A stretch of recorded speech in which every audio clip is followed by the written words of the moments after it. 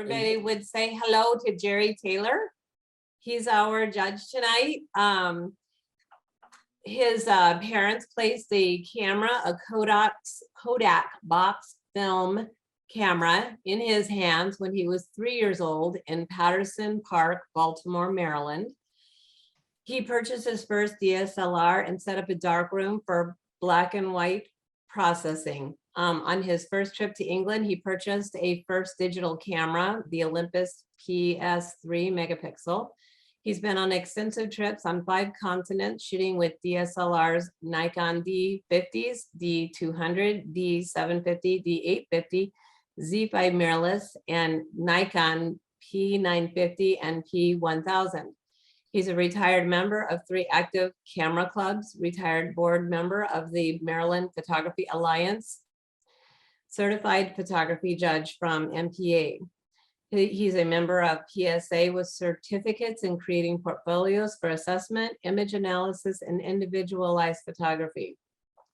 He's done solo runs at the, oh man, I didn't see that word. Jerry, help me.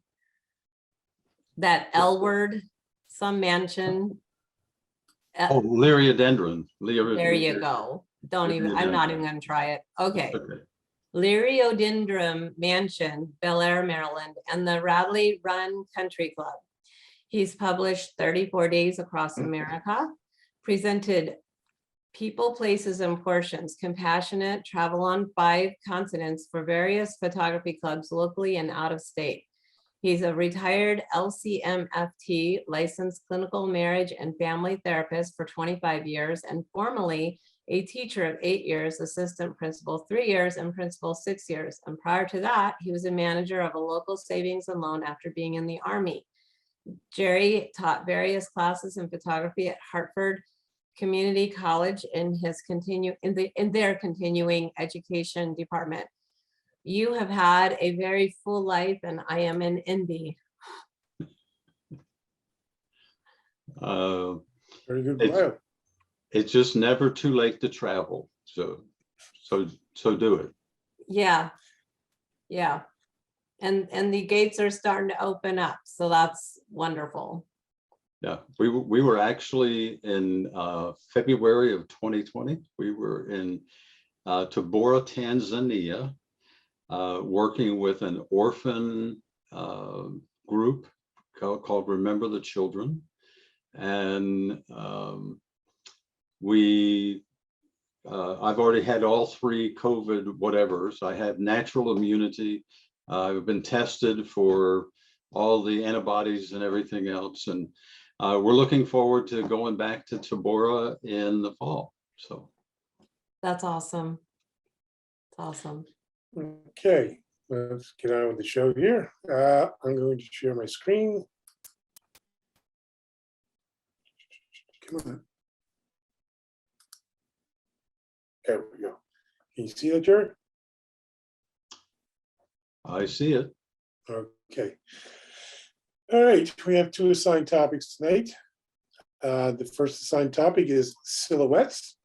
And we have 26 entries, 5 places, and 5 honorable mentions. So without much further fanfare, let's move on. Our first image is High-End Job, Lena Kesey. So these are not going to be in order of that they were submitted? They are, except for the ones that you chose to place or win. They will move to the end. Okay. Okay. If you look at the number underneath, that corresponds Yep, to the number on the screen. Yeah. That you saw. Okay. One of the things that I looked in, well, number one, silhouettes was a difficult topic, and it's a difficult process to really get a really excellent silhouette image. This particular image, I believe, is very complicated, and it's almost chaotic. So for that reason, I didn't choose it for any placement. I would make a suggestion. I don't know if I can get a pencil in here? Maybe, hold on, I can fix that or not. It's like if I can get a pencil, because I know I've gotten it before.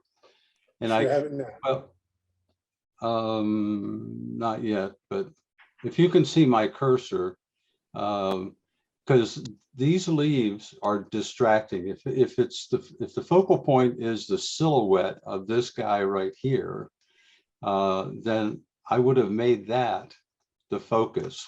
To put the leaves in there just complicates it. I would cut it off at the bottom here, make this, a closely cropped image. I think that would improve the silhouette idea concept. Okay. Mhm. You should be able to annotate. Yeah. There's I know I've done this before.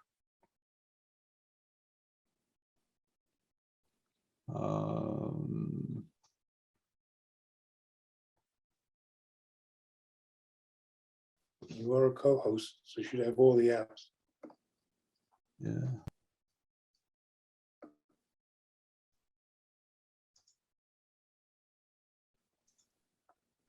Yeah, I'm not seeing it. Yeah, we've run into this before, so Okay. Yeah, let's move on. I'm not seeing it. That you can grab a pen and actually make some suggestions with the pen. So okay. let's move on to the next one. Summit Life, Janice Pritchett. Very nice image. The silhouette is there, of course. It is, for me, it becomes a snapshot. I wish I had been standing beside you. I wish I had been in that location with you. I think the distractions in this image, again, following the rule of silhouette, which was your assignment, the leaves become distracting, the green over here, the green over here.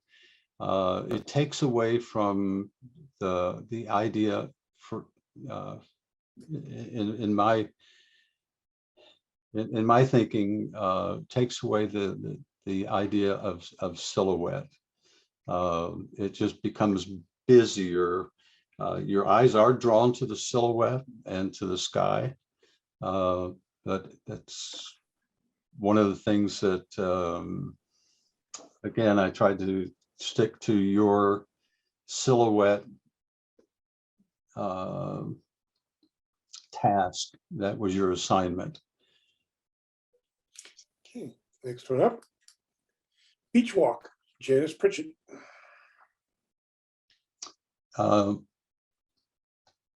Again, the silhouette. First of all, let me go back and say, when I heard the word silhouette, and I started looking, as I always do whenever I'm judging a topic, I am looking for any kind of images that are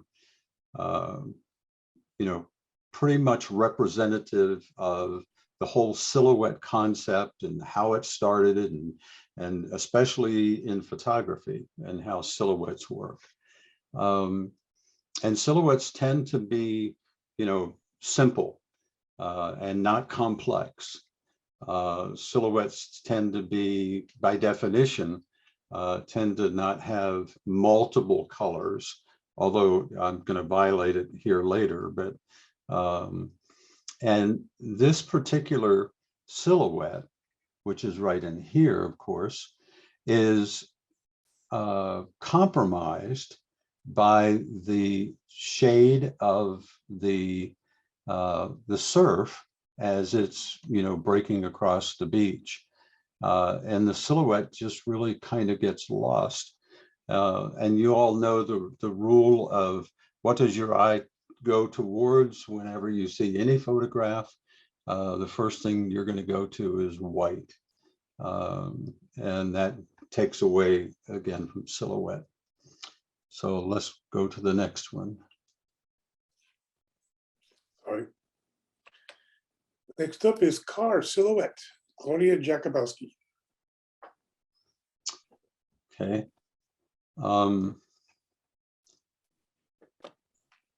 This I like the idea of maybe having a car as a silhouette. However, in this particular image, you are not, the image is not lifted up so that you really get a silhouette of the car. If you were sitting on a black bank here and this whole sky was the background of this car, then I think you would have a better opportunity to fulfill the theme of silhouette. The other thing, because the hubcaps are, and I like the idea that the hubcaps are noticeable. Otherwise, it'd just be a big black blob. But the headrest and the mirror, things like that are well silhouetted.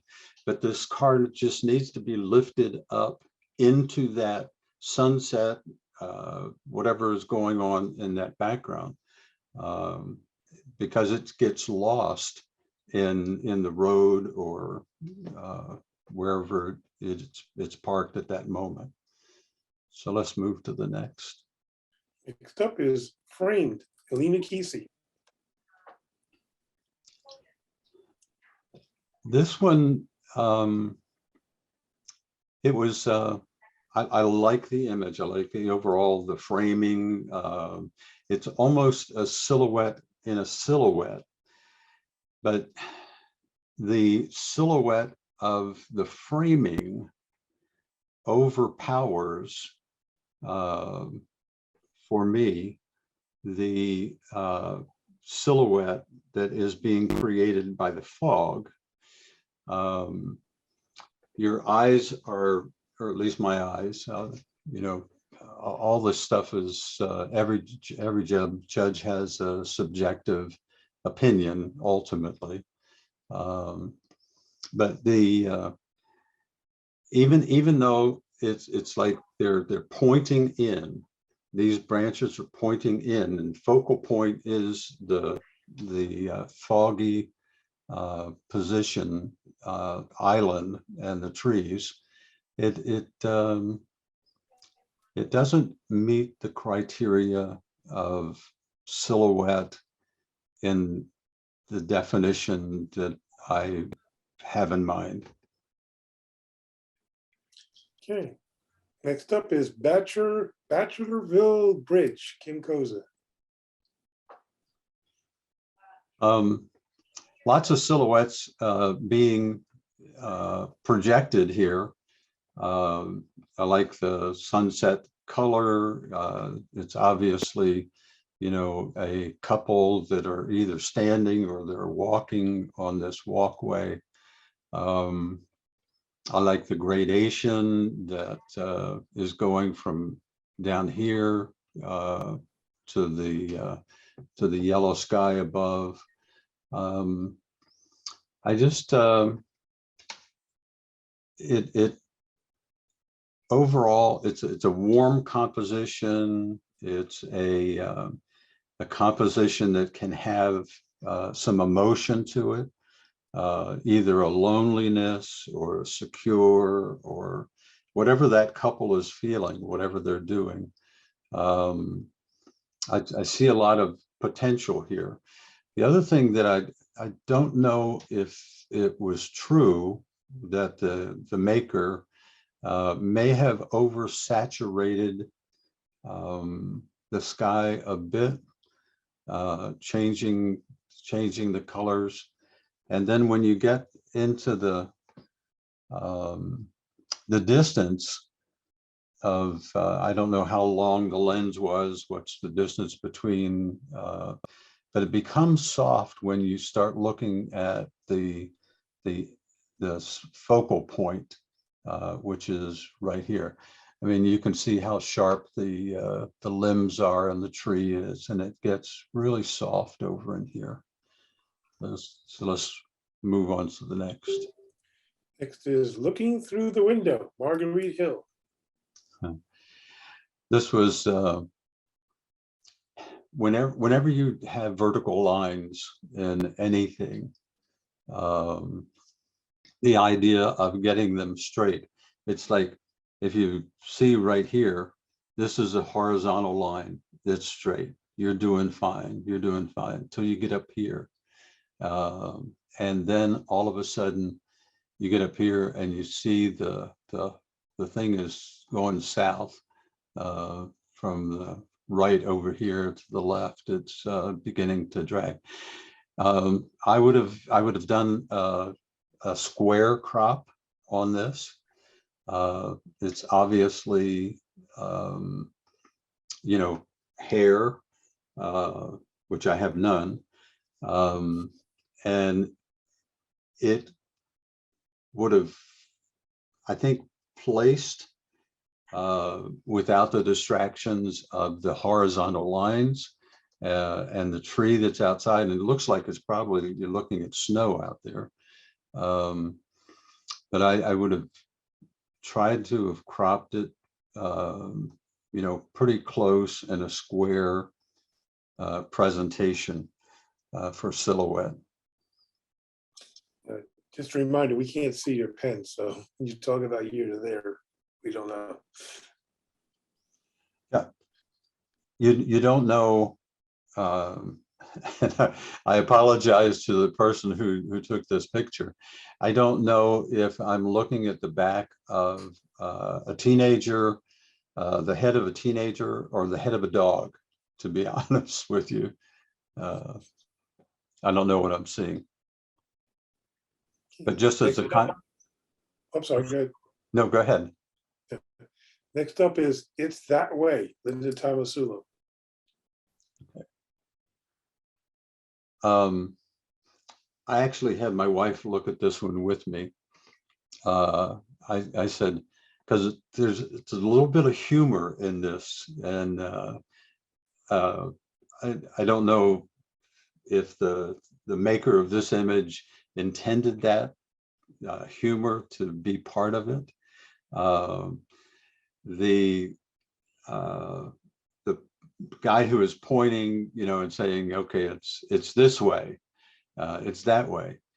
The other two people in the background, I don't know if they've heard him, but they're walking in the other direction. It's like you can see by their feet that they're walking away from him. And it's a nice I like the composition.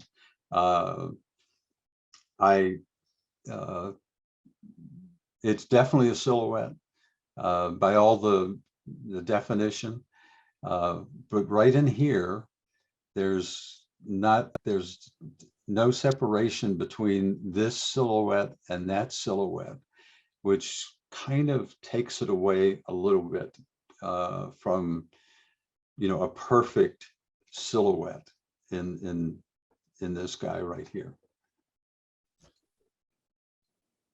Jerry, there is no pen on our screen, so we can't see that when you're pointing something. Are you seeing my pointer at all? No, not at all. Oh, okay. We haven't figured out how to make that work. Yeah, I'm sorry. It's all like right. I got the view options and I've got all the other stuff. You should And I'm have, looking across the bottom. should have an annotate function at the bottom. But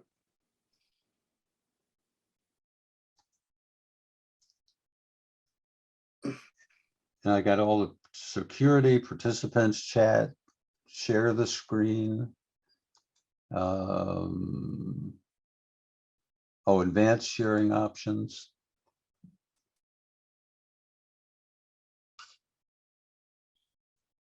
No, Nope. It should be under, should be towards the right, says annotate. If you don't have it, then it's probably not set up properly on your, yeah, it is an annotation thing. And I know I've done it before.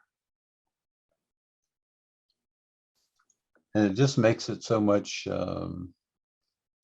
easier when I'm describing, things that I think would necessarily improve it. do you see the annotate function? I do not. Okay, I see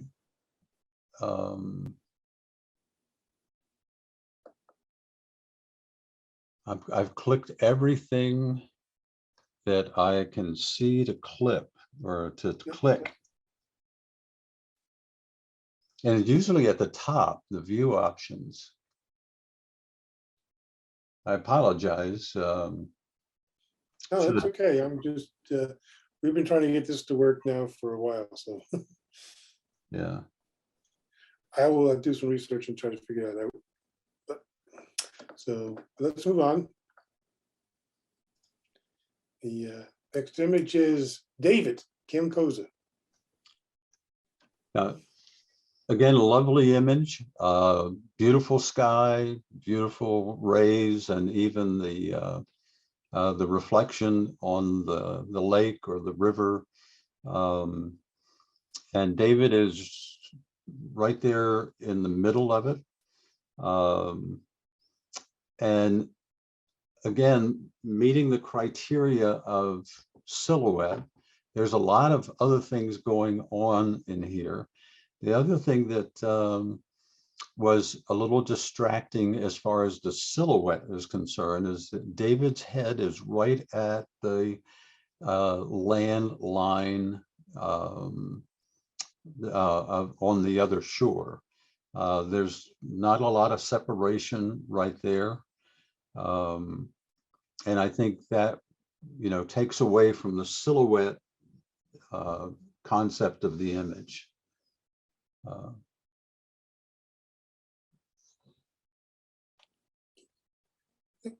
Next up, Morning Silhouette, Robert Neer. Okay, Robert, my first suggestion is, I know this is the first thing I saw, and I'm over on the right, and you're you can't see where I'm pointing, but I'm pointing to that black dot that's over in the sky, which became the first thing that I saw. Now, how come you have that? Because I'm sharing. Okay. It says, I am viewing Sean's screen. Right. Okay. The other thing that that I think in this image, I like the silhouette of the tree. I like the lamppost that's right here because it accentuates the tree. Even the building in the horizon, the trees in the horizon are all nice additions. But once I hit this light, I also hit all of these lights, which take me out of the scene. We're talking about the lights, the 4 lights on the left that are probably more of the same kind of lights. But I don't mind the light right here because it really draws your attention and keeps your focus right here on your focal point, which is this tree. But the first thing I saw when I opened this image for the first time was this little black dot, and it's probably real. It may mean, I don't think it's a dust thing on your sensor or anything like that. It just, you know, it distracts from your silhouette. Jerry, can you check again for your annotation? I think I found a security setting for it.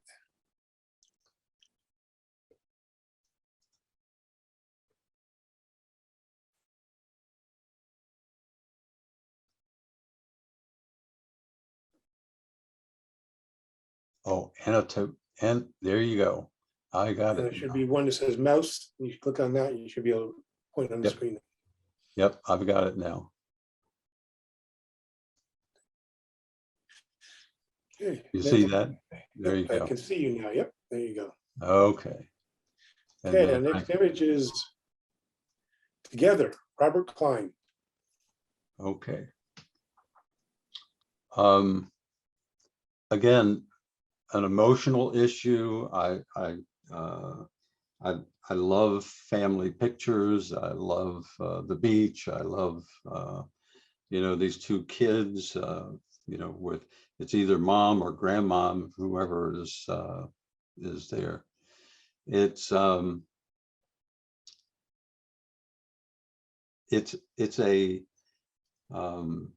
an image that has a lot of meaning.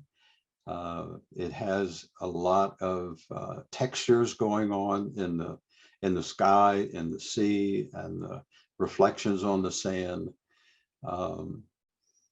I personally would have liked it if this were probably cropped a bit over here. You don't want to take off too much, and I probably just did too much. But it seems just a little bit too centered for my likes. Again, just a subjective kind of thing. You've got a nice horizon. You've done that well. I just silhouette is your theme, and I just found other images that have defined that even much better. Next up is Grid Silhouette, Robert Neer. You know, I love pictures like this. And one of the things that happens when you're doing a geometric, because that's essentially what it is, and it's a silhouette as well, but when you start looking all the way down the image, it's like it gets off balanced at the top up here. All of this is in balance, and this is just a photographer's position, you know, wherever your position. Let me get a different color. You see here versus here. So when you're looking at the composition and the composure of an image like this, which is a graphic, you need to line up a whole bunch of things. I've done this, I've tried this as well, and it's just being at the right place in that position to get all of these perfectly aligned. It's a silhouette. It becomes you know, probably something that all of us have attempted or seen at some time. Just didn't rise to the level of silhouette that would interest me. Another thing, I guess I should say that, you know, one of the things I look for when I'm judging is, would I hang this on the wall, or would the artist hang this on the wall? I love the idea of being able to create something that you think is so unique that you would hang it on the wall. And this is, you know, an engineer may hang this on his wall. Another individual may take this and like the texture of it or the light of it, but at the same time may not want to hang it on their wall. So Next up, Desert Missionary, Ron Klein. yeah, Ron, definitely, I would love to have been with you here. Where is this, Ron? Can you tell me, or can you message that? This is in Anza Borrego, where I am now in the Anza Borrego Desert in Southern California. Okay, okay. And it's like, again, and I hate to be so critical, not of this image. I love the image. Matter of fact, I would love to have be able to take it out of the silhouette category and to be able to lighten up his face and lighten up some of this other stuff that's going on in here. I'd like to be able to define whether this is, you know, a statue as well, or a dog, or, you know, what, or is it a goat or a sheep? But when you start looking at the whole idea of silhouette, there's enough showing here that it doesn't meet the criteria of true silhouette. I would love to have given this at least an honorable mention, but because there's others that just meet that criteria that you have assigned yourselves, and I understand that you had trouble getting somebody to actually judge silhouette, so that maybe that's part of my problem as well. Okay, next up is Sunrise Beach Stroll 2, Sean Sullivan. Yeah. Again, you're going to go to this white over here. As far as the silhouette is concerned, right here becomes the issue. It's like his head disappears in this wave right here, this dark wave. And so it becomes less defined. And, you know, you've got a great horizontal horizon. You've got the companion that's walking beside him, but right here becomes the issue. I don't know if you could make this wave just a little bit lighter without interfering with the silhouette of the man, but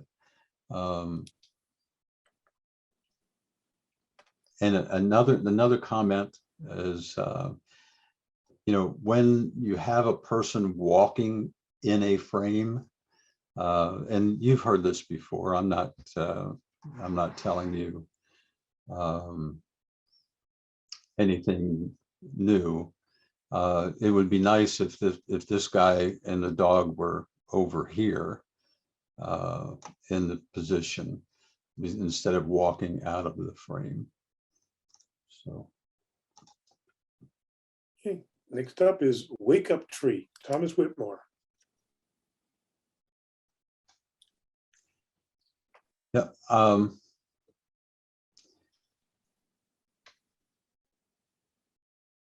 I've heard other people say, which I really don't like to say it. I've seen this kind of image many different times. There's nothing to distinguish it. There's nothing to make it stand out. It is definitely a silhouette. You're dealing primarily with just two colors and a little variation in the sky, but it's busy. I just don't think it fits the criteria. It doesn't rise to the level of other images in this topic. Okay, next up is Dragonfly Silhouette, Joe Cotroneo. Now, this definitely qualifies in that silhouette category. The issue becomes the softness, the focus, which is, I've tried to do dragonflies. They're difficult. You've done a marvelous job just trying to capture one of these things, but I think the wings, especially here, are not focused. You've got some nice detail here that helps the image. You definitely have you're in focus right here. There's a lot of good things about this.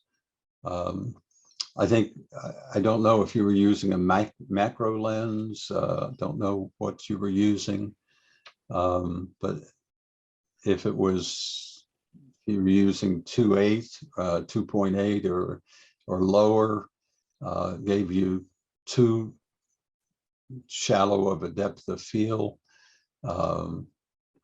and it just didn't rise to the level of others. Okay, honorable mentions. First up, Mountain King, Neil Shapiro. Definitely a silhouette.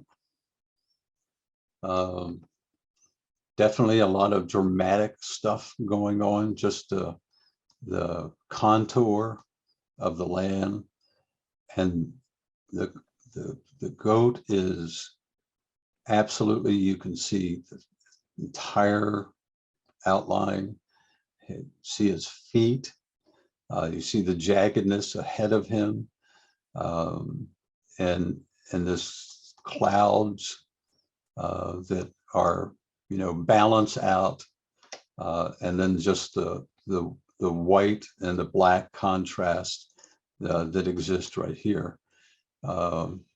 Definitely a good silhouette. I like this one a lot. Next honorable mention is Ponytailed Girl, Alan Wiggins. Now, here's one that I put this one in as an honorable mention because I like the creativity of it. I liked the idea that here was a silhouette within a colorful environment. I would personally crop this. That's too low. I would have cropped this up here someplace. I'd have kept that. And one of the rules that they teach in having people in an image, if you're going to see the whole body or part of the body, make sure that you have, the feet. But in this case, you have the knees and you have this motion going on here. which gives you the definition of feet and being and moving. So, but I really liked the silhouette contrasted against this colorful background. Okay, next honorable mention is Picnic Silhouette, Claudia Jakubowski.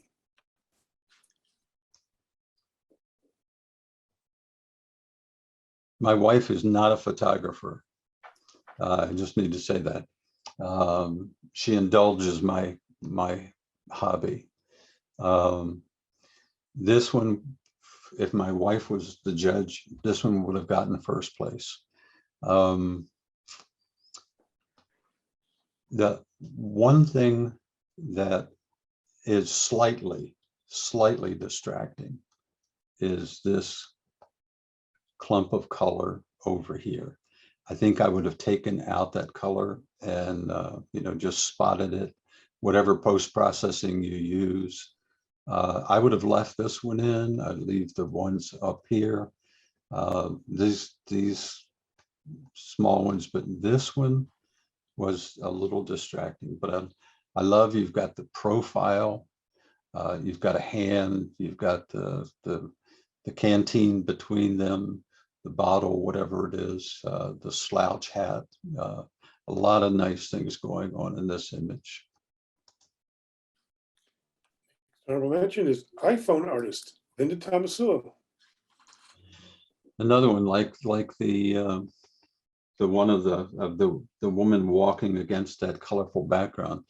What appealed to me about this silhouette was what was happening right in here. To be able to get the silhouette off to the side, you've got the complementary colors that are going on in here, but you've also got this captured in here.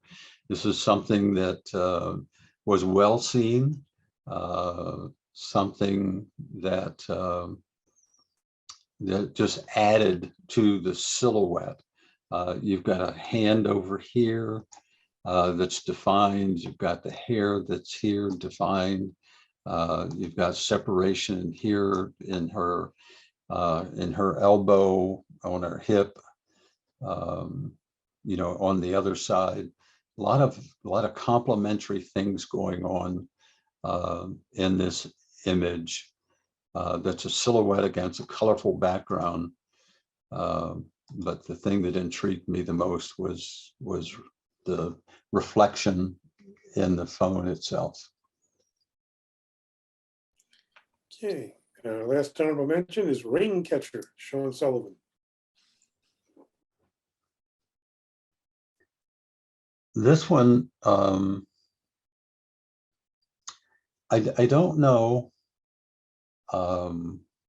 When I looked at this one, it's great silhouette, but what I'm looking at is the vertical position. And if this is a rain catcher and this is pointing in this direction, and you know that water flows at the lowest direction, and I'm seeing water right here, and I don't know why that is. I don't know if it was twisted, if this had been, if the vertical position had been changed and the hips brought over here, and this made more leaning down this way to the right, then that would explain the water and the rain catcher, the water being leaning that way.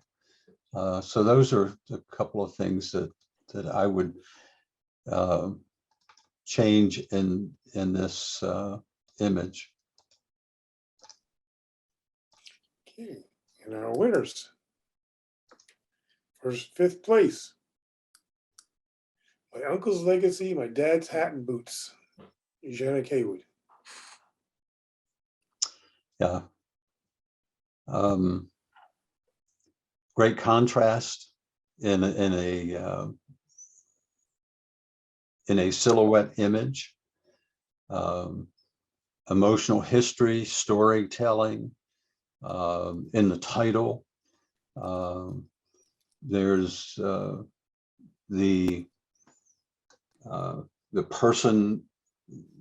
personality of this, even though it may look like a poster, it fits that criteria of silhouette, and its definition, and the boots and the hat. The only thing, if I could change just one little thing or two, it's actually two of them, is this thing right here. I don't know if it's probably supporting the hat from tipping over or something like that, but there are two of them. I would have taken those out if I were the maker, just to make that silhouette more clean. But I love the presentation of this. I guess the uncle's legacy was the fact that he was the Western outfitter, and then my dad's hat and boots. Nicely done. Okay, in 4th place, Janet Haywood. They took 2 nights. This took 2 nights. I'm not a chess player, but I think this is the king and the queen. But it again, it fit that criteria of silhouette. I like this separation that's here. All of this is level. I would make one suggestion, even though it may be contrary to the silhouette, but the silhouette is really right here, but you have some light definition over here on this left-hand side. And I think I might had brushed this just slightly to show to bring out the light that's being reflected there, because you have a solid silhouette here, and I would bring down the light over on this side. And the other little thing, and it's just a little thing, my recommendation is right here, you have a little light shining through the back. It doesn't occur any place other than right there. I would clone that out. But nice image. Fits that criteria of silhouette. 3rd place, Half Moon Town Park, Joe Catronio.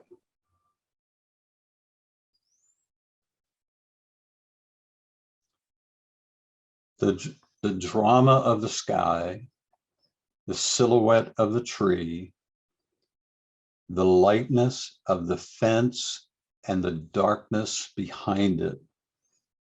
You almost have, it may sound contrary to all the other things I've said about having the dark and having the light, but since this is monochromatic, it really stands out as a complete image, that you have a lot of silhouetting going on. That's happening at the tree line. It's happening here in the post, and it's happening here. And then you've got in itself the wispiness of the clouds present their own kind of silhouette in this image. Well done. I like this image. 2nd place, Silhouettes of Elk on a Ridge in Yellowstone, Nancy Jones. And and it's again, true silhouette. I meets all the criteria. It's an image that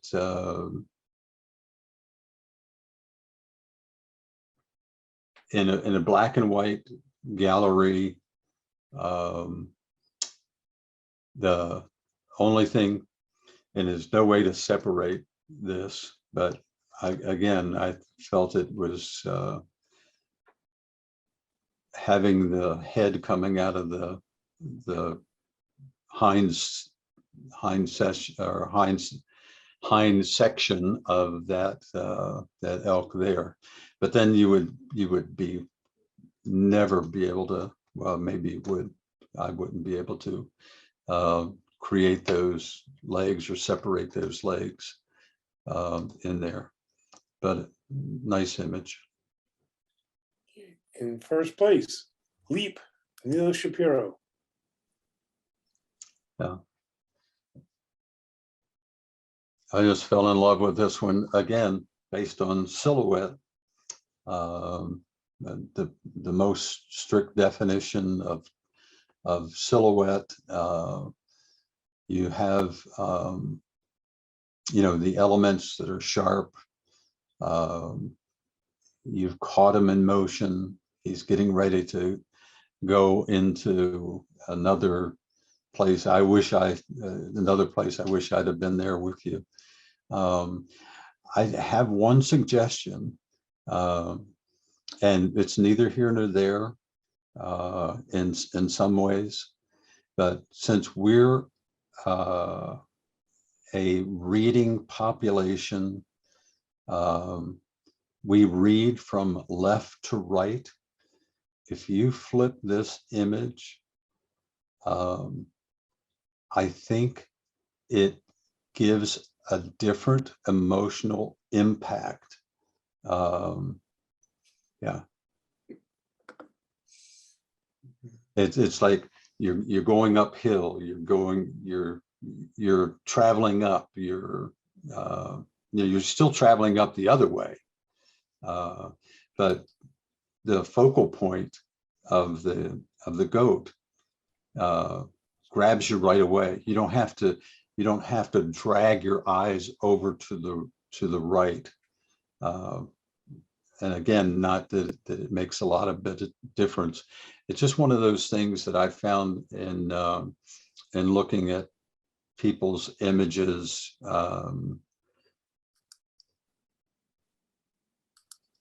It's looking at people's images and giving them an idea of flipping may improve an image somewhat. It's a nice image. It's why it's first place.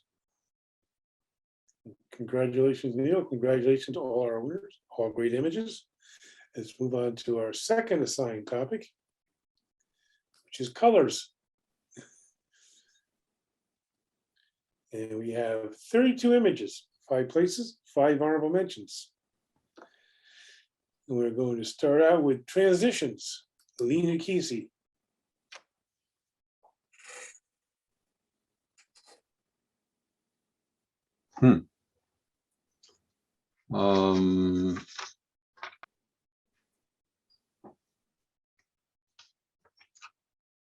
You're using the same criteria, correct? Yeah, this one is a complementary colors. Okay. I had this one marked differently. If you're going from those which are prize winners,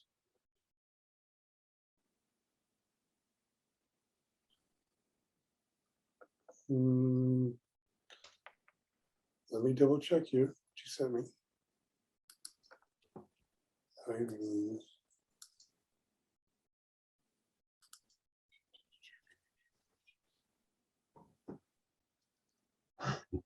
somebody wrote on the bottom, "Oh, the suspense."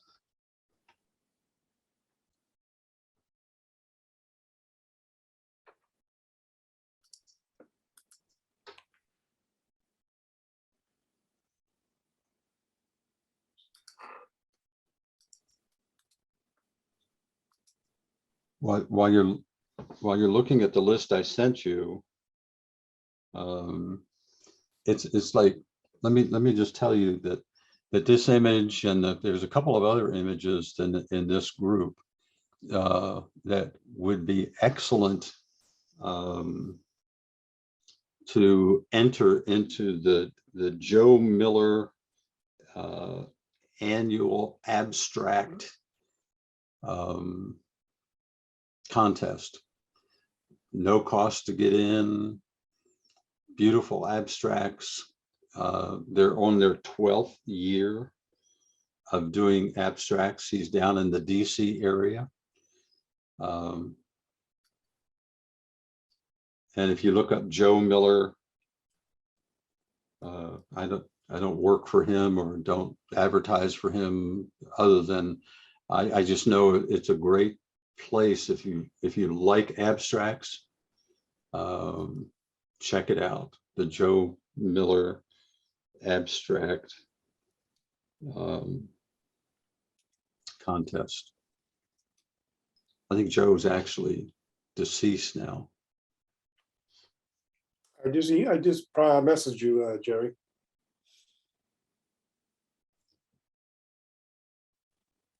Yeah, it's like,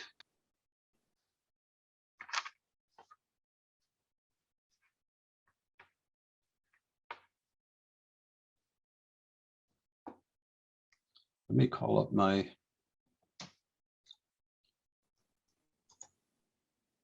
list as well.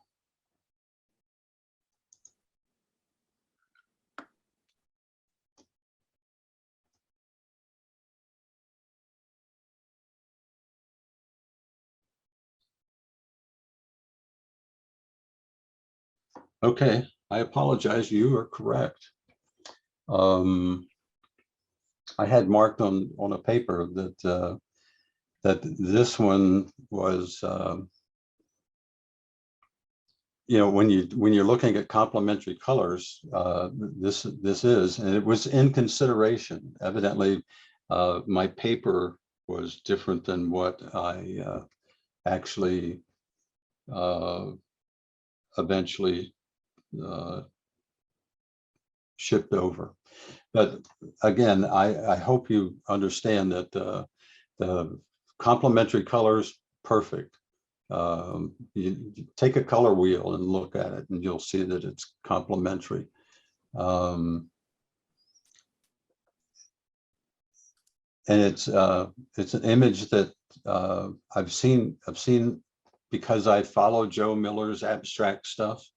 I actually won in 2018. I won one of the positions, one of the 10 positions, but it's not something I've done since. I don't follow it, but it's a great place to look for abstract. I like it. Sorry, it didn't make it up to the top, to the top 10. I thought I had placed it there. Sorry for the confusion. No problem. Next up is pastels, Dan Steen. Okay. Again, lovely image. Love the softness of it. I love the contrast that's going on. But here you go, right here. As soon as I saw the image, that's what I went to. Easily removed. I like all the curvilineity that's going on. I like the contrast that's going on with the background. I love lots of things about this image, but this one thing right here, I don't know if it's an ant or a twig or a bug or whatever, but that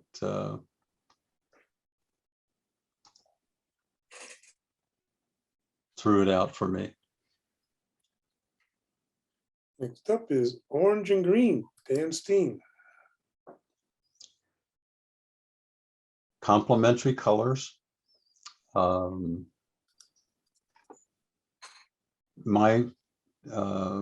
My suggestion on this particular image, even though, or the next time that you take it, that you probably use like an f4. I don't know if you were like at a 1.8 or a 2.8 or what you were using to get this shallow depth of field.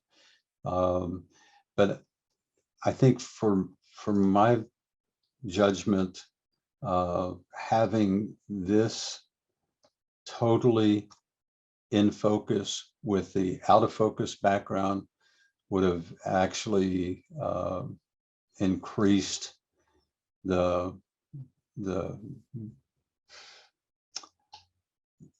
viewability of the image. This sharpness that is here, that you see in all these little florlets, if they could have been extended back here, it would have made a much better composition. Next up is Sassy Girl, Alan Wiggins. When I saw this one, I thought, okay, this probably should have gone in silhouette. I don't know if they had it. They put it in the wrong category or whatever. But you've got contrast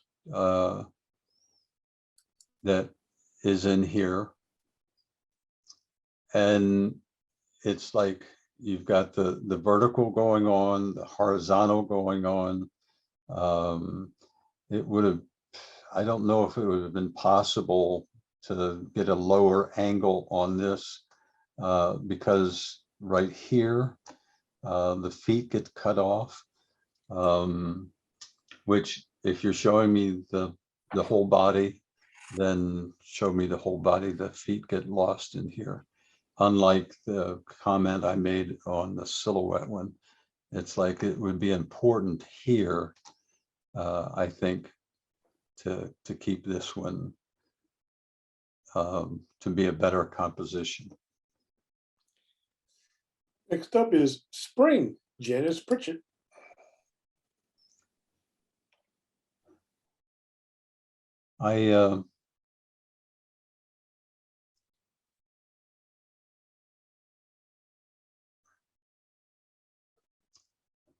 This is something that that I would hang on the wall. At the same time, I could take a Brex tulip catalog and hang it on the wall, simply because this image is so popular. This topic, the tulips, the coloration of the tulips is so popular that you've just seen it lots of times. And I'm looking for something that would be, unique, emotional, especially with color. I like all the colors. I like, the depth of field, the focus. You've got somewhat of a triangle going on right here between these three tulips, but otherwise it doesn't rise to the level of color for. Next up is Soft Pedal Play, Shauna Kaywood. And in the title, Gina, you said, soft, and it is soft. And it's almost so soft that it's flat. You have complementary colors, but the flatness almost gives it a dull appearance.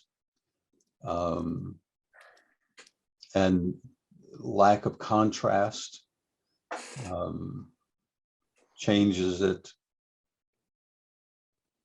for me, so. Next up, Boy Sunset, Kim Koza.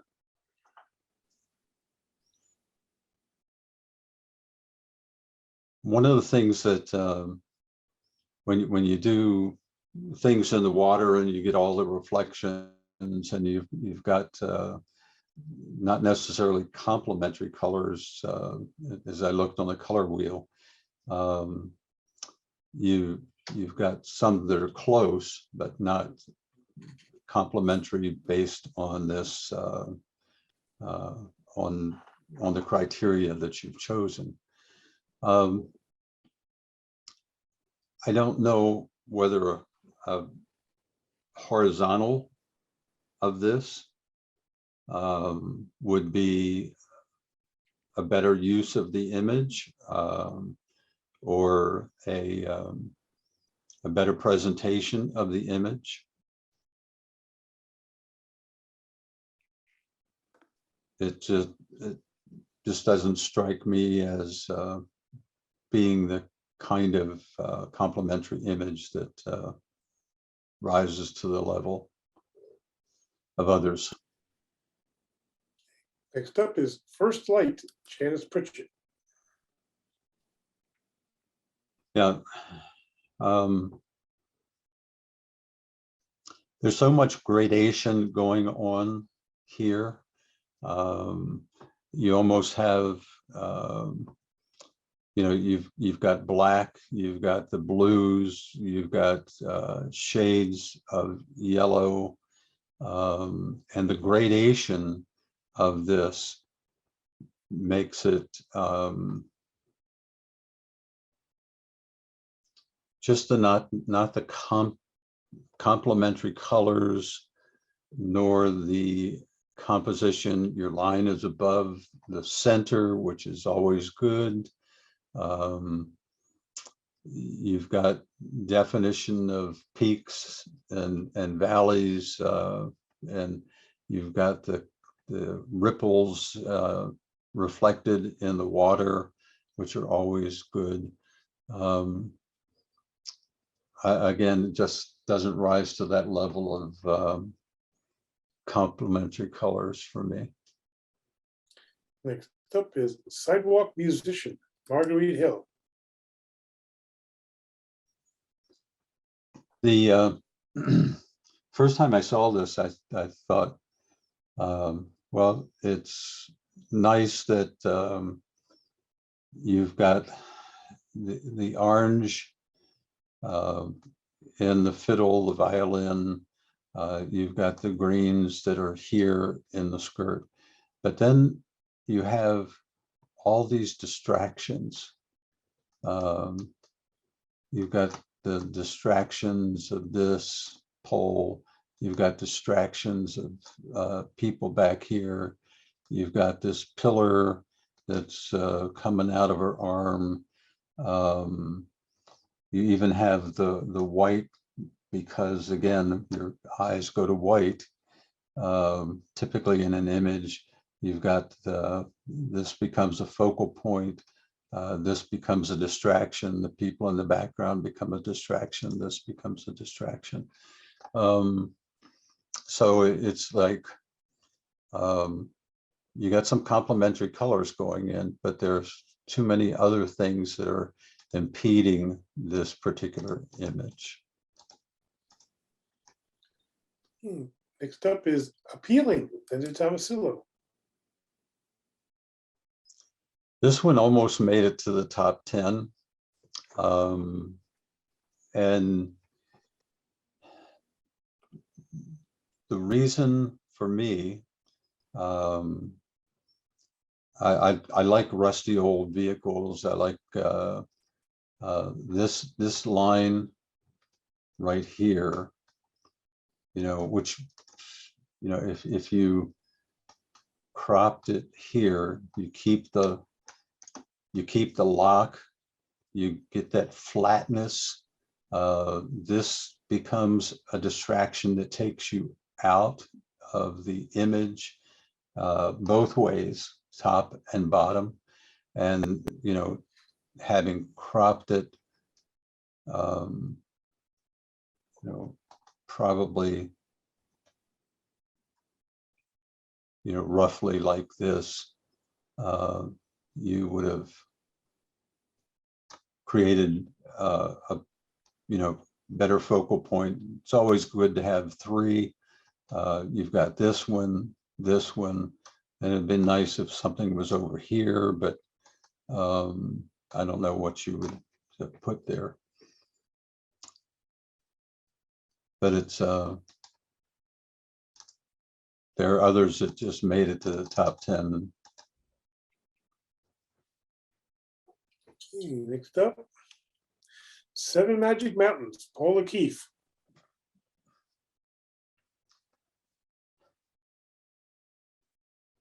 When I looked at this one, I was wondering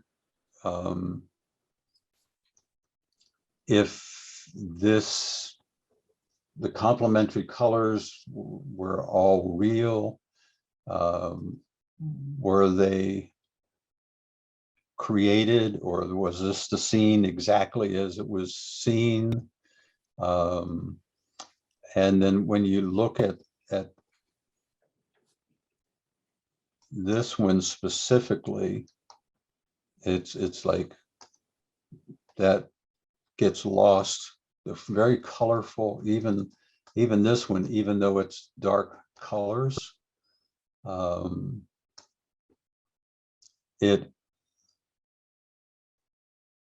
It still has some contrast in this total one as compared to this one.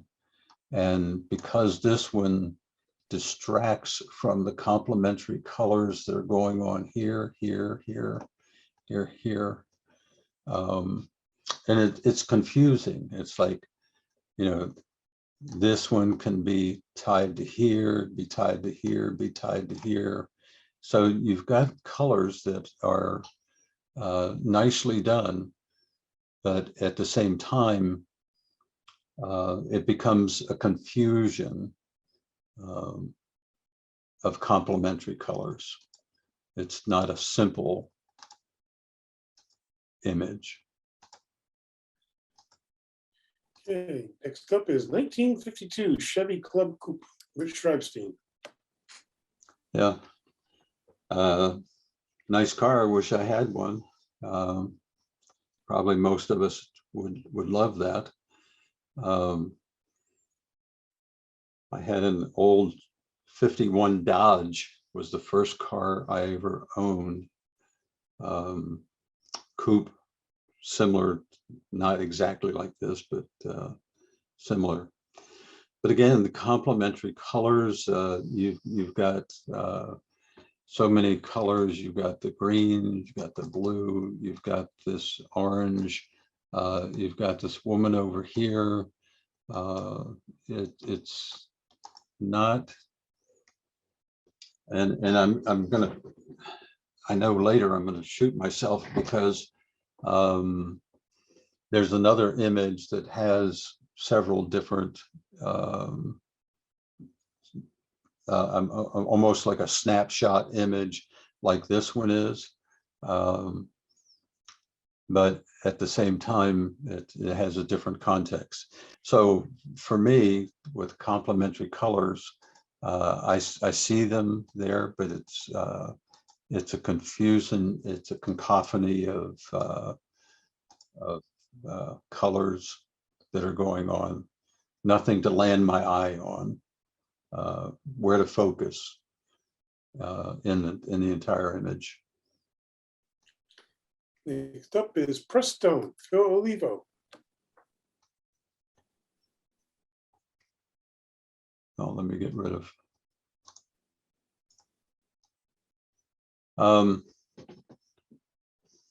I think again, a nicely seen image. You've got complementary, the red, the green, the blue, and you know, just the shaker shingles in here. It's just like a sign that is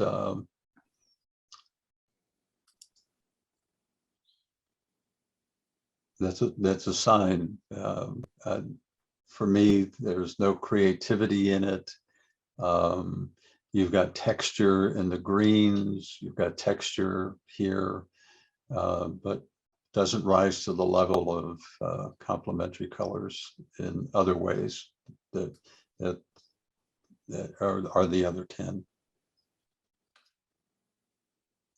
Okay, next up is hibiscus, Ronald Spear. Yeah, the hibiscus, you've got the complementary colors and the green and the red. What took it away for me is this deep shadow here, and it's become soft over in here. I know you didn't want to necessarily make these bricks sharp, but the image itself, the flower itself, is not as sharp as I would like, or not as sharp as probably even the photographer, would have wanted. I mean, you got some sharpness in here, but that's about it.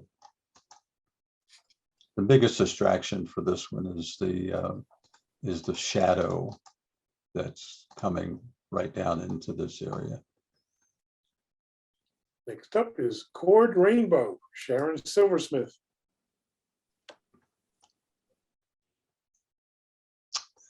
Image is, as far as composition is concerned, is a little chaotic.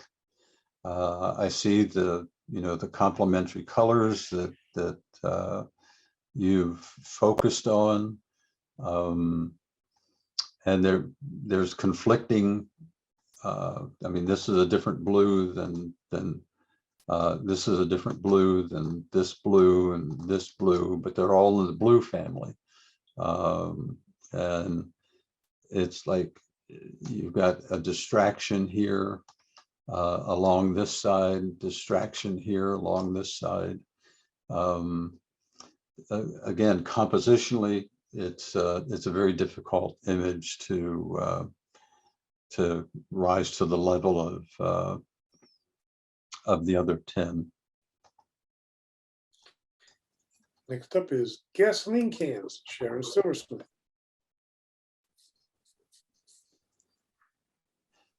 It was almost like when I looked at this one, I thought, I've had trouble, as probably many of you, if you've ever had gasoline cans that have, especially with the new gas that they sell that has some kind of other product additive that turns into water. And I was thinking, you're looking at a water hose, you've got the spout going out that way, spout going out that way, this one spout going that way. So I like this simplicity of this. If they would have been isolated and not with all of this other distracting imagery, even over here, I think it would have risen to the level, could have risen to the level of the winning images. Next up is Psychedelic Balloon Man, Sean Sullivan.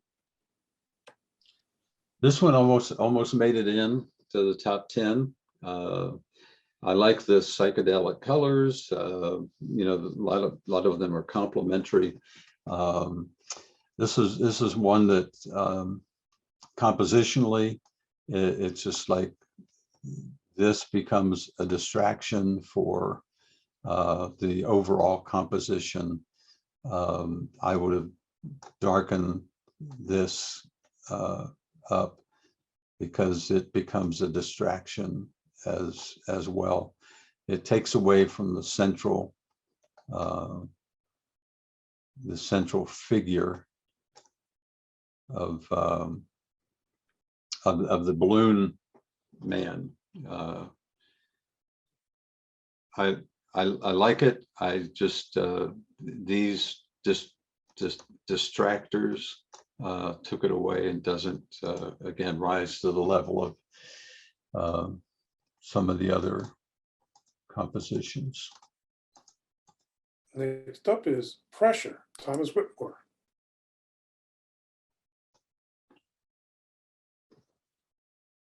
I was trying to understand what the photographer was trying to show me in this image. I see, you know, this becomes a complement to that. But as far as the overall image, it doesn't create a cohesive image for a solid image. It's just I hate to say it this way, it becomes a snapshot. You've got all this up here, you've got a bulletin board over here. There are just elements in the photograph that distract from the complementary colors. Next up is Walking Down, Thomas Whitmore.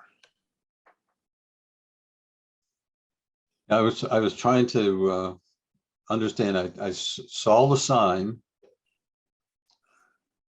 I was trying to look at the title and say, okay, what's the photographer trying to tell me about the image itself? Then I looked at this arrow and I said, okay, I get that. But when you focus on the complementary colors, it's like you go to the yellow and the yellow and the yellow, and okay, you got the blue of the sky, but there's all kinds of other stuff competing in this image that are distractions for complementary colors. Okay, next up is Orange Iris, Robert Neer. Again, it's one of those, I love irises. I love the fact that either it has rained or you used a bottle to put the water on it. And it's my wife's favorite flower, and we have plenty of them in our yard. So I am liking an iris picture, and you've got the complementary blue and the oranges and the yellows. Compositionally, I'm looking at, again, if you would step away a little bit further from this image and use F4, you could get a sharper depth of field around this images, on the edge of this images. And it just, the sharpness of a flower in a plain background really makes that flower stand out. And it becomes, for me, a better composition. I like it. Honorable mentions. First up, Attached Garage, Rich Schreibstein.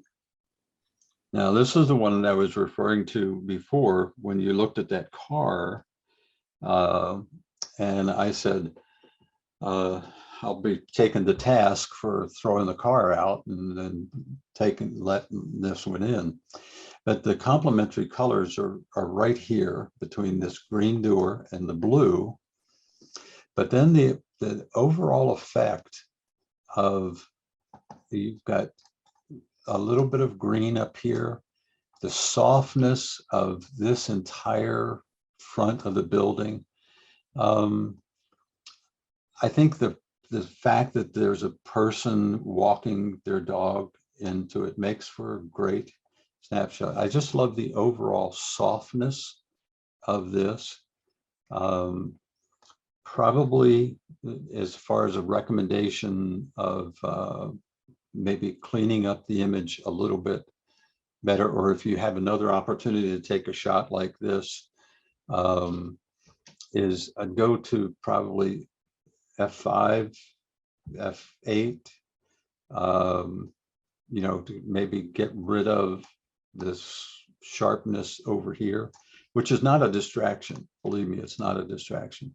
I think I would have cloned this out or lightened it a bit. But I like the overall effect of this particular image. Next honorable mentions, red and green silk abstract. Oh, This is again one of those that when you look at the abstract and the Joe Miller abstract contest, and I'm sure there are contests all over the place for abstract, but I love the subtle gradation line, the sharpness that's right here, but you have a nice flow. This is something that if you love abstract art, this would easily be a wall hanger for somebody.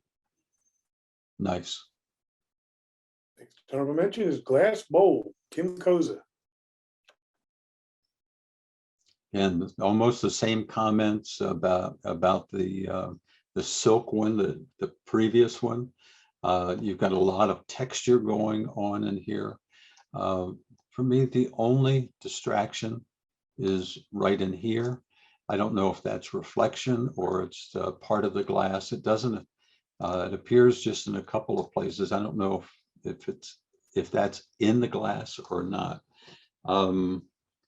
But you get this flow of lines, and you've got complementary colors going on in various different places. Nicely done. Next honorable mention, sidewalk chalk, Claudia Jakubowski.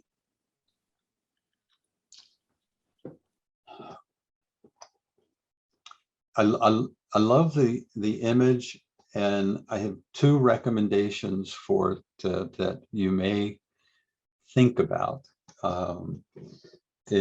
It's like you've got all kinds of complementary colors going on in here, but because you have, and if you have an opportunity to take an image like this again, I think I would use one of your chalks, whatever chalk you would choose, and I would draw a line underneath here and take another line and take it in there, whether you scribble it, whether you do anything with that at all. And even up in this corner, because this corner is taken care of. Again, another kind of abstract, but if not, if you don't want to disturb the image and you don't want to do anything else with it, and use one of these chalks to just kind of shade in or color in these three corners up here, I think that would really add to this image. Or if you don't want to do anything like that and you just want to simply leave it undisturbed, then I would have cropped it, went too far there. Let me get rid of that. I would have cropped somewhere in here and just because I think everybody would know that it was chalk, sidewalk chalk. And I would probably even do it in a square format. If you just wanted the chalk and not doing anything else to the rest of the image. I liked it. Okay, and the last honorable mention is Cosmos, Robert Neer.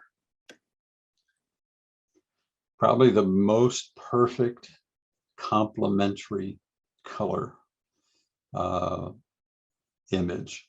And I probably kicked myself for not making it number one, but you've seen Cosmos flowers so frequently. I mean, I would hang this on the wall. It is really nicely done, nicely seen. The softness of this is very fine. I think because of you've darkened the background enough that there's enough definition in your color petals, and your definition in the center, and even in places like this, it's well defined. It's well defined. It's well defined. It's within that depth of field that you have. Really, really nice image. Okay, and our winners in 5th place. Flower Explosion, Sean Sullivan. I love straw flowers. I've loved them ever since I was a kid. My mom would grow straw flowers in her garden, and chrysanthemums and all kinds of other flowers. She was just a flower lady. And when I saw them bunched the way they were, you know, the container of the gray, the separation of the gray, and the center of this, all added to the composition.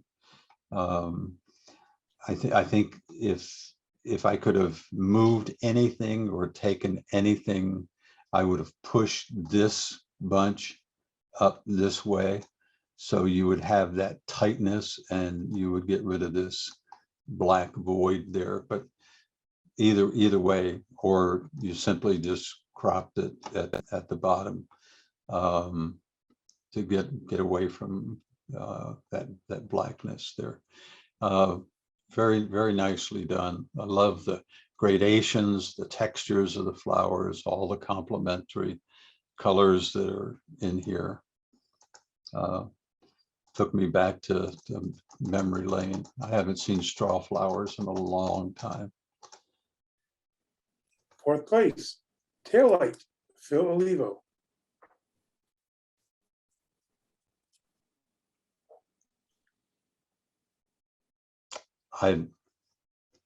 What can I say? You've got all the colors, you've got this thing centered well, you've got complementary colors.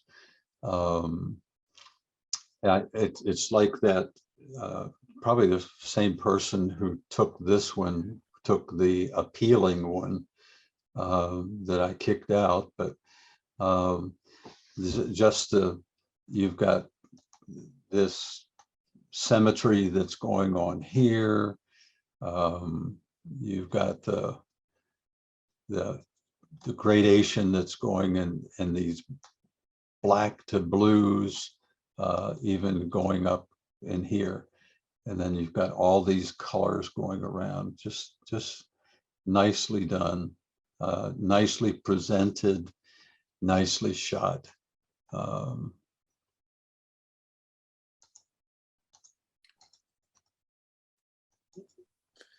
Okay, and 3rd place, Ant on a Peony Bud, Joe Catronio. Now, the complementary colors are right here and right here. But what made me take this to the level was the sharpness that you can see the hairs on the ant. I know that's not part of the criteria, but you've got the complementary color, and this became an added attraction in this image. I mean, you see the mandible, you know, he's sticking out. And I don't know, for those of you who may not be flower people, that if you have ants crawling all over your peonies, don't shake them off, leave them there, because peonies don't bloom well unless the ants are on your peony, taking some substance off of it. But I like just the sharpness of this ant and the complementary colors that were absolutely there. Added interest. Oh, sorry. Second place, Magical Dance of the Petals, Jonna Haywood.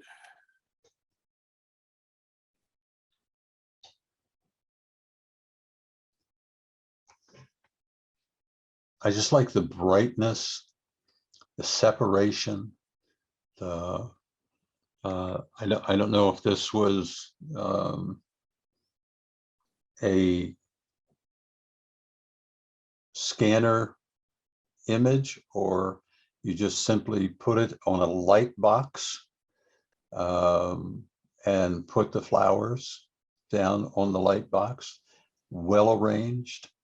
I would hang this on my wall. Very artistic. I love the little petals that you've placed in various different places that kind of give you that feeling of free flying, kind of a decomposition, if you will. But at the same time, it's cohesive. And these little pieces just add to the composition. Very nicely done. And in first place, Shipping Containers, Claudia Jakubowski.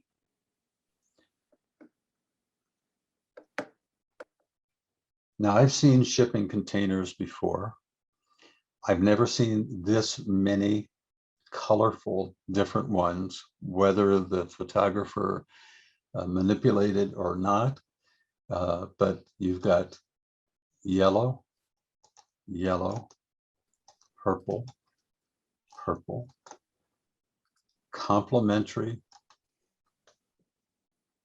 coming right down the center. You've got the orange,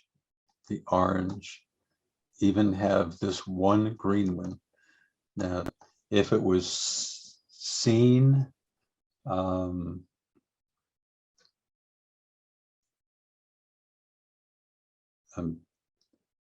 if it was seen like this, and there were a bunch of containers, you know, spread out, you know, along a long line, being able to take this particular image for complementary colors that included the yellow one on this corner, the yellow green kind of color, the purple color, all of this worked to just, you were standing at the right place to make this image. And I think it was, for me, the best representation of complementary colors in a simple format, in a very colorful format, and well constructed. Congratulations to our winners, and thank you very much, Jerry. You did a great job. And And let me stop sharing here. Anybody have any questions for Jerry? Thank you, Jerry. Great commentary. Good. I always try to make suggestions about, how it could be, even the winners, even if there's a way to make it a little bit better. I like to suggest, and I apologize if I offended anybody. That's not my purpose. It's that subjective part of being, and you guys do a presentation, the way you're doing your presentation and your judging is much different than anything I've experienced. Usually when you're going through the most of the things in Maryland, Virginia area is in or out, and then you make your comments about the ones that you've awarded, and sometimes it's just you have a whole different process of how you present your images and judge your images. So it's a learning experience. It was good. So I compliment you. Thank you, Jerry. Thank you. I think our subjects were a bit challenging this month, and I think we rose to the occasion. Well, you definitely did, and it's like I said, I had to really. I sent Sean a note and said I really had to discipline myself to stay on your topic with the criteria that I have used in judging for years, because I did. I don't know if you've ever heard of the North Bethesda Camera Club. The North Bethesda Camera Club is the two-ton gorilla in this area, in DC, Virginia, Maryland.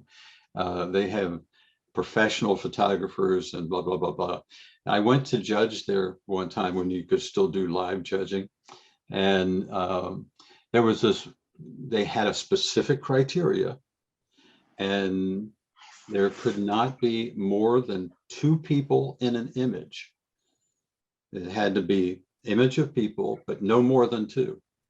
Well, there was this wonderful picture of 2 people dancing, and they happened to be older, and you could tell they were older. Their white hair and all the rest of the stuff. And blurred in the background were some other people. And I said the word "in," and the contest judge, not the contest judge, but the person who does all their criteria for them and setting it up,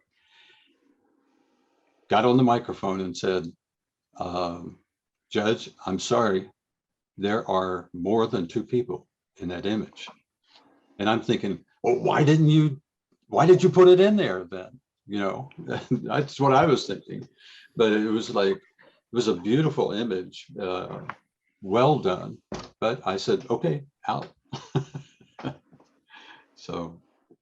Well, before I get disconnected again, I just want to say thank you, Jerry, and I appreciated your suggestion for flipping. I've been disconnected all night here. I switched between, I'm on my phone now, over cell connection. I've been on like Joe earlier, I keep getting frozen up and thrown off, but I've seen most of it, and I thought you did a really good job reviewing and critiquing.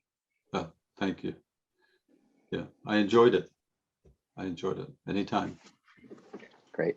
When was the Baltimore Club founded? Do you know offhand? If you look on their website, it was in the 1800s, late 1800s. I guess that would beat us. Yeah. But there's another one in Ohio, I think it's in Cleveland, that challenged the Baltimore Camera Club and said that they were older, but I'm not going to get into it. I don't care. It's just like it's challenging. The Baltimore Camera Club is challenging simply because they have several well-accomplished professional photographers. That's all they do is make their living at photography. The rest of us peons, have to hold down a job. So it's just it's a good club to be challenged in.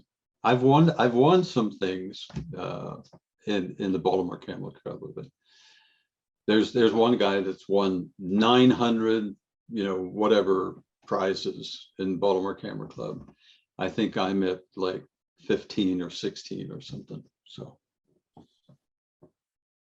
Sounds like Neil. He's up to like 270. I okay. think.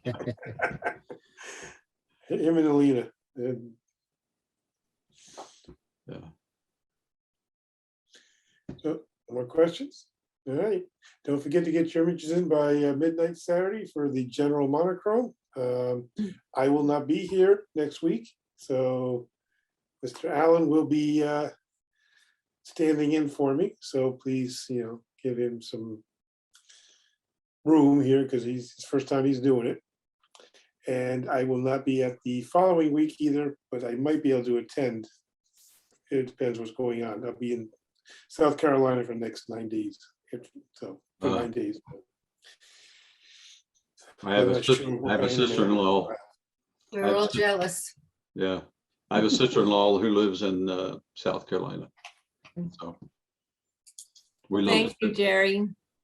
Thanks, you. Jerry. Thanks, Sean. Thanks, Jerry. Have a good one. Stay well, everybody. Yeah, Bye. Good night, all. be safe. Night.